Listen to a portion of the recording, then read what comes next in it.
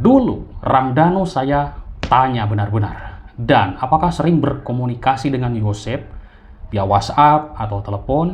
Tidak. Danu mengatakan, saya benci terhadap Yosef, katanya seperti itu. Benci banget.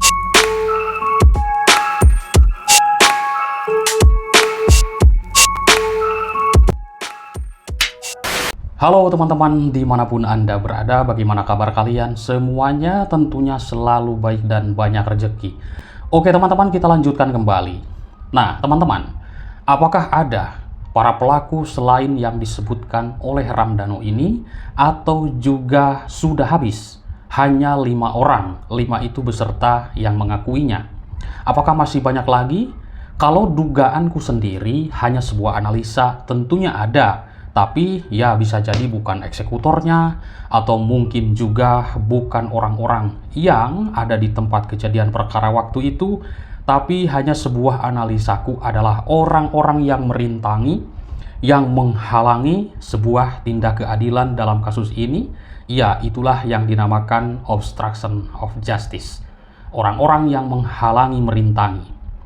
Luar biasa kasus Subang ini, teman-teman. Kalau kita lihat sudah menginjak 3 tahun lebih lamanya, dan semenjak pengakuan Ramdhanu mungkin kurang lebih 5 bulan ada ya. Nanti teman-teman cross check kembali, barangkali saya salah seperti itu. Nah teman-teman, di sini banyak sekali yang berkomentar, saya bacakan ya, karena ini seru-seru sekali. Saya ambil dari akun-akun yang berkomentar di sini. Di sini ada yang mengatakan pengen cepat ada putusan dan pengen banget lihat si Yosef menyesal membusuk di penjara. Seperti itulah orang-orang yang berkomentar. Memang teman-teman sudah geram sekali dengan kasus ini ya. Oke teman-teman, lalu ada juga yang berkomentar, Yoris pernah melakukan tindak kekerasan terhadap Mimin karena dipicu suatu masalah.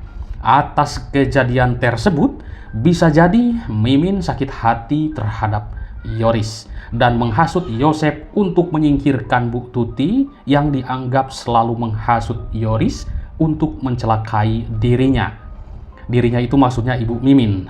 Nah, dan puncaknya adalah kejadian pembunuhan pada malam itu. Adapun korban Amel terjadi di luar skenario awal. Lalu, itulah kenapa aku yakin Polda Jabar tidak salah dalam mentersangkakan Ayam CS. Teman-teman, mungkin saya minta tolong apa yang dimaksud dengan ayam seperti itu. Karena kemarin juga rekanku menelepon ada bahasa ayam CS. Saya terus terang belum paham sama sekali tentang bahasa ayam CS, teman-teman ya. Nanti teman-teman tulis di kolom komentar apa maksudnya ayam seperti itu. Ya kalau CS mungkin sudah paham ya, tapi bahasa ayam terus terang teman-teman, mohon maaf. Nah teman-teman, dalam komentar-komentar publik yang saya simak, ini sangat serius sekali publik dalam memperhatikan kasus Subang. Kita nanti akan lihat di pengadilan apa yang terjadi dan apa yang dimaksud dengan Yosef Hidayah waktu itu.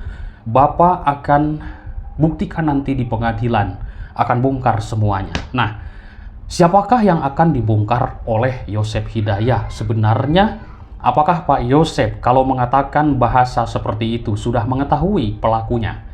Karena dari dulu juga kisi-kisi dalam bahasa atau bicara Yosef Hidayah, yaitu mengatakan Ramdhanu adalah saksi kunci, saksi mahkota. Berarti kalau ada peribahasa seperti itu yang diucapkan, sudah tahu dong pelakunya dari masa-masa yang dulu. Namun berhubung kasus ini banyak sekali skenario, akhirnya menggantung selama 2 tahun lebih lamanya. Sesudah 2 tahun di pertengahan Oktober 2023 lalu, Ramdhanu mengakui perbuatannya. Inilah serunya kasus Subang, teman-teman. Aduh, luar biasa ya.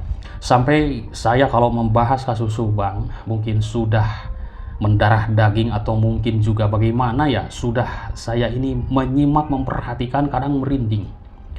Karena apa? 2 orang ini terbunuh secara mengenaskan. Lah kok kasusnya menggantung? Ya kan, secara tidak langsung kita melihat itulah kok dipermainkan seperti itu.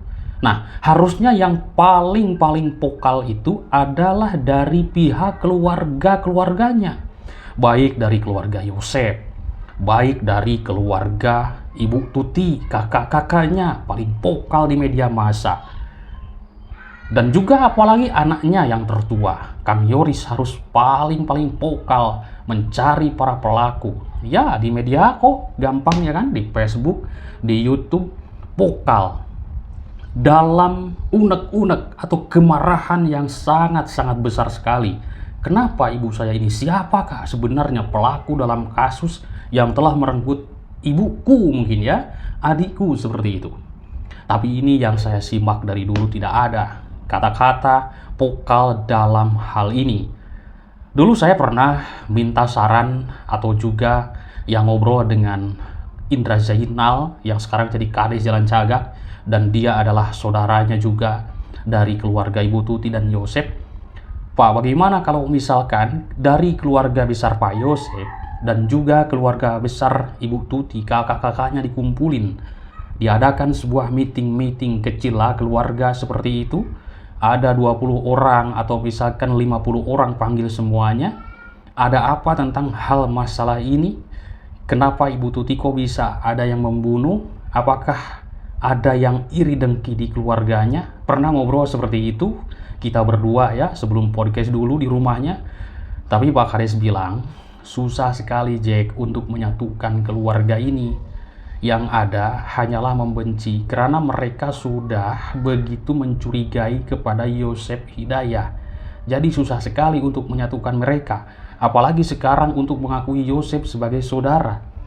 Dan saya membuktikan lagi kepada orang tuanya Danu, kepada bapaknya Danu ya, waktu itu ngobrol di rumahnya. Pak, bagaimana kalau misalkan ada meeting keluarga, pertemuan dengan Yosef, dengan keluarga Yosef? Mereka tidak mau mengakui Yosef, teman-teman. Mereka sudah sangat benci sekali terhadap Yosef. Tapi kalau itu dilakukan, adanya sebuah kumpulan keluarga besar dari Yosef, dari Mimin, dari keluarga Ibu Tuti, ini akan ketemu sebuah masalah, motivasi para pelaku, dan langsung ketemu pelakunya. Di situ diadakan, ada masalah apa sebenarnya kalau misalkan keluarga besar itu bersatu, tapi ini kan tidak bersatu sampai saat ini. Nah, teman-teman yang jadi kaget tentang hal masalah kasus Subang ini, para pelaku ini kok orang-orang yang sangat-sangat dekat dengan kedua korbannya. Mereka itu adalah orang-orang keluarga, teman-teman, ya kan? Contohnya Yosef, Danu, Ibu Mimin, dan juga kedua anaknya. Ini pengakuan Danu, teman-teman, jangan salah. Ini pengakuan Ramdhanu yang mengakui keterlibatannya dan menyebutkan Yosef pelakunya. Mimin dan juga kedua anaknya itu pengakuan Danu, teman-teman. Apakah ada bukti? Ya tentunya pihak kepolisian yang punya bukti tersebut, tapi nanti akan diuji di pengadilan. Apa itu yang diucapkan Danu akan disandingkan dengan keterangan yang lain dan juga barang-barang bukti, alat bukti.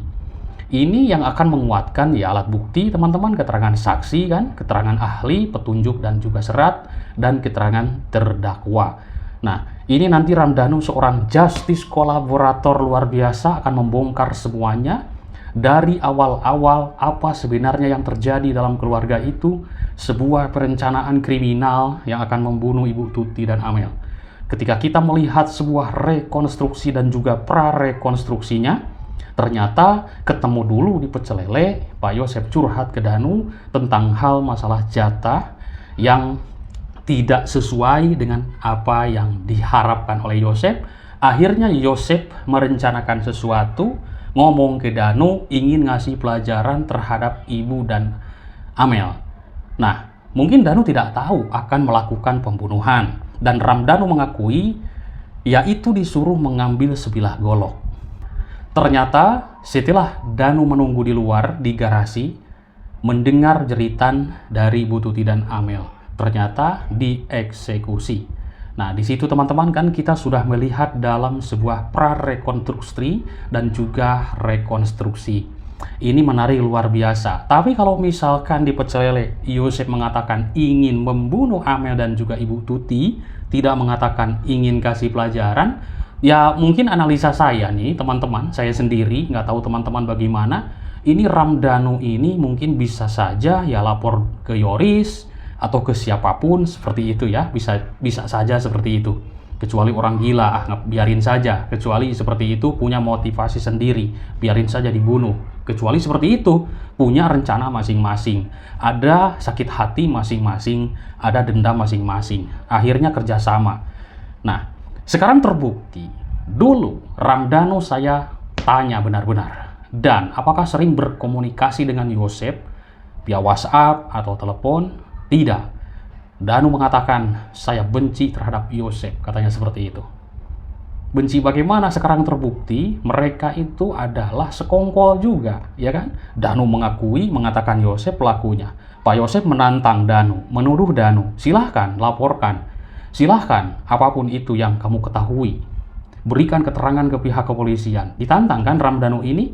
Nah, sangkaan Pak Yosef mungkin analisa kita semuanya atau saya sendiri, Ramdhanu tidak berani untuk mengakuinya. Ternyata Tuhan berkata lain, membuka pintu hati Ramdhanu. Akhirnya Ramdhanu mengakui perbuatannya. Terbukalah semuanya, teman-teman. Nah, luar biasa kasus Subang ini, teman-teman.